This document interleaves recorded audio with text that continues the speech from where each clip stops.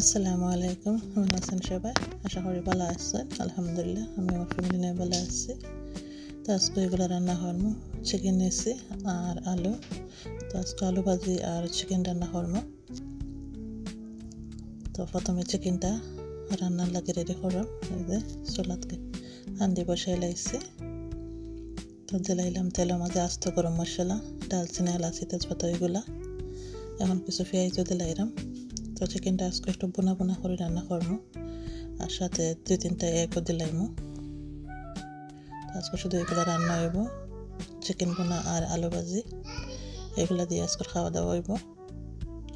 তো লগে তাইকা পুরো ভিডিওটি দেখবা, লাইক শেয়ার সাবস্ক্রাইব করবা। তো সাথে থাকা বেল আইকনটি অন করবা যাতে নেক্সট ভিডিওটাও আপনার কাছে যায়।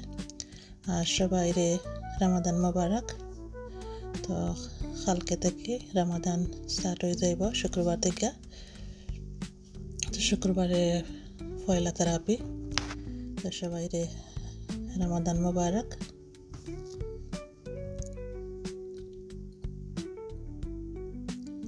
আমার ফেসটা হালকা কষাইয়া চিকেনটা দিলাইলাম, আদা রসুনও দিছি। আদা রসুন আর পেঁয়াজটারে একটু হালকা কষাই নিলাম, কষাইয়া পাতে চিকেনটা দিলাইলাম আর বাকি মশলাটা পরে দিব।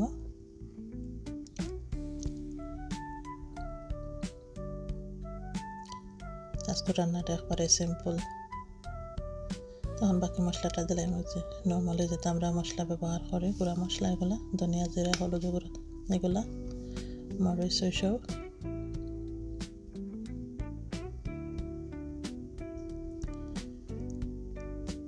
তো মশলা দিয়ে একটু নাইরা চাইরা কষাই নিলাম। এখন একটু পরিমাণ মতন পানি দিব, তো বেশি দিতাম না।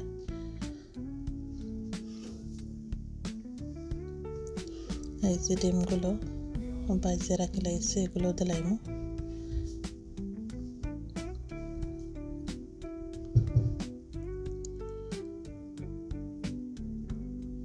চিকেনটা আমার ব্লক উঠে গেছিল, তো ডিমগুলো দিলাইলাম।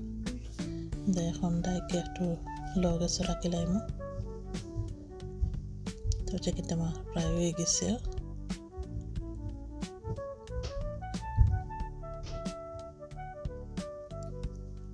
এখন আলু ভাজিটা করিলাম। তো দিলাম পেঁয়াজ আর হলুদ আর একটা তেজপাতা দিছি।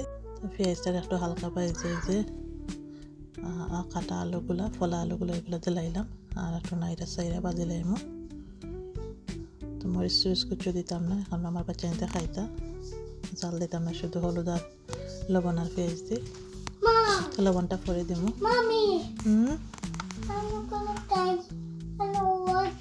It's not working.